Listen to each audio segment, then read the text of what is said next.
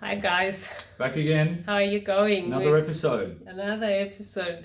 What day is today? It is Thursday today, all day. It was my birthday last week. Yay! Hooray, but it's not your birthday today, so we're going to move on from that. What are we going to talk about today? I think we're going to talk about continue our discussion on stroke for the second video. Stroke and signs and symptoms and what you can do about it and foods that are relating to that and how they can help.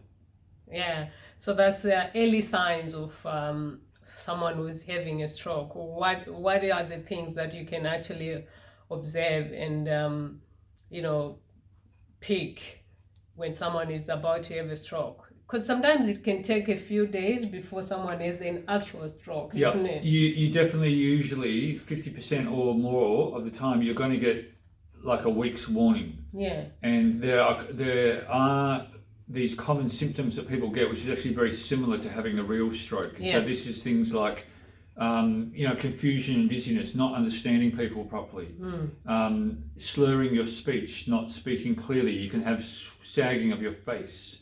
You could have pain in either of your arms. Yeah. You could have weakness of the limbs. You can have problems with the vision. You can lose vision in one of your eyes or both your eyes, or blurred vision.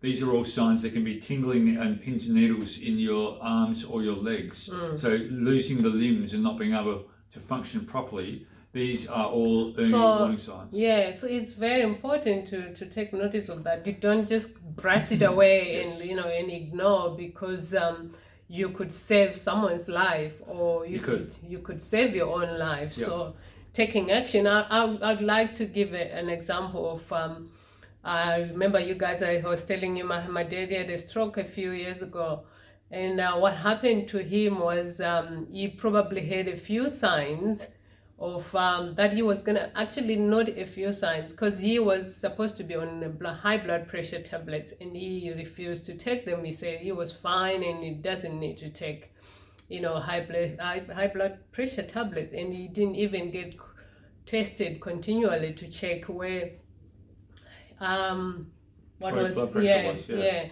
So it's and then he just continued to live like a normal person, but obviously in that process, in that time, he had a few warning signs. He did have a few warning signs, but then he chose to ignore them. Did your mum say that? Yeah, I don't think they were aware that it was. Yeah, of course, because they weren't taught that. Yeah, they don't know. No one knows. You just think like you have pain in your muscle pain or something like that.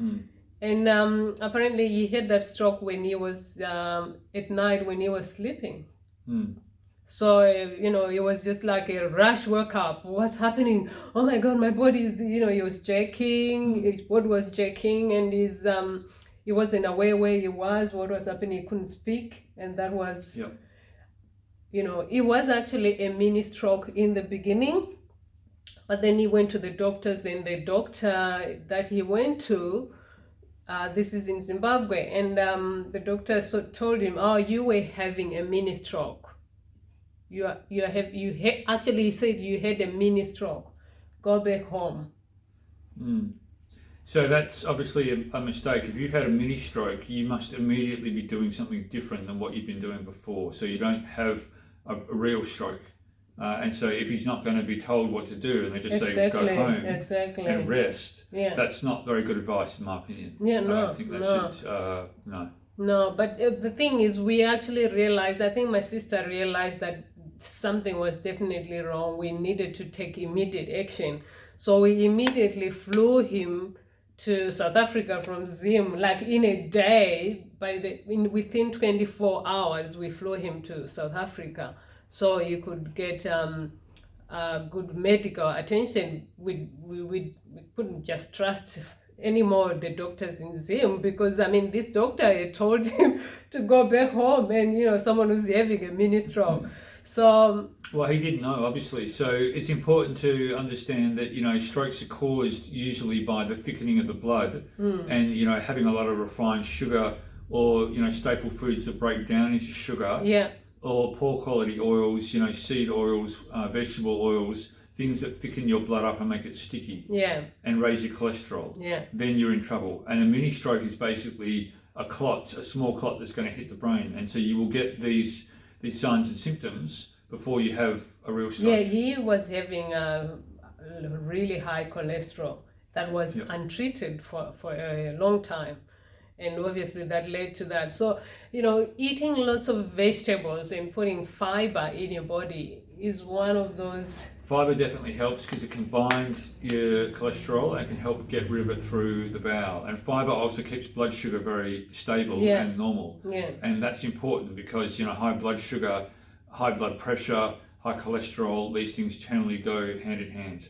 And the cause of that is the diet. So another thing that you can do to prevent that is to have a lot of different coloured plant foods. This is important because different colours have a lot of different healthy antioxidants and different medicinal compounds. So red coloured foods, yellow coloured foods, orange coloured foods, green coloured foods, purple, blue, all these different colours are going to give you different antioxidant protection. It's going to help to thin your blood, as well as things like fish oil. You take aspirin if you really need to, but find some way of actually thinning your blood down to make it much less likely that you're going to actually have a full-on stroke.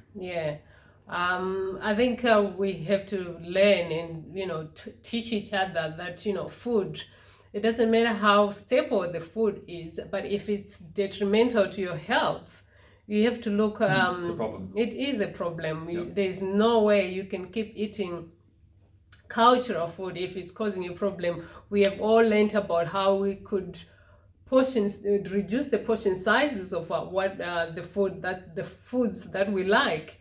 But at the same time, adding foods that are going to thin your blood out and not be so damaging. So traditional foods like you eat in Zimbabwe, like a lot of sadza and a lot of meats, you need to balance that out with having much more of the green leafy vegetables, things like spinach or kale or chard or silver beet, whatever. Those things are going to help to protect you, and you must increase that in your diet, as well as try and decrease your portions of your sadza and your meats. And that's not just a one-day thing. No, that's not a one day. You do that for life. It's a lifestyle change. You have to change the way you live. This thing of people going and buying frozen chips. I remember talking to one of my friends, about how she feeds her kids with frozen chips from the supermarket, buying frozen already cut chips. All you do is put them in the microwave. They've been in the fridge with, made with really bad oil. Bad oil, and it's very cheap and it's very convenient way. But you will pay a heavy, heavy price for that in years to come. So that's actually very expensive because your medical bills are going to be high and your health is going to be low, and that's not a good combination. That's not a good combination. So let's get cooking. Let's get cooking. Get the fresh food, get the colours, get the fresh vegetables into you. It's cheap. It's easy to make your own food. Let's teach everyone to cook fresh food. And then we're on the way to good health. We're also having classes. So this is just a short video to talk about, stroke. We have full classes that are going on that we're teaching people about, the digestive system, the immune system, how to stay healthy, how to stay on top of your health. So you don't have to pay a cent to go to the doctor. Only the money you only have to spend is on your food. Do it through food. Exactly. Instead of going to the doctors and buying crappy food, expensive food. So if people want to find out more about these classes, what are they going to do? We will put a link on the video. So if you need to check it out, then go ahead and check it out. It's good to learn about how your body works and how food, it's not only eating food, but you also have to know the concept of how food is digested in your body and how does that work. And we'll cover that all more in the nutrition classes and the nutrition school. So hopefully that helps. Thanks for watching. Any questions, leave them in the comments. And if you want to get a ticket to the next nutrition class, go ahead and do that. All right, guys. See you guys. Have a lovely day. Bye.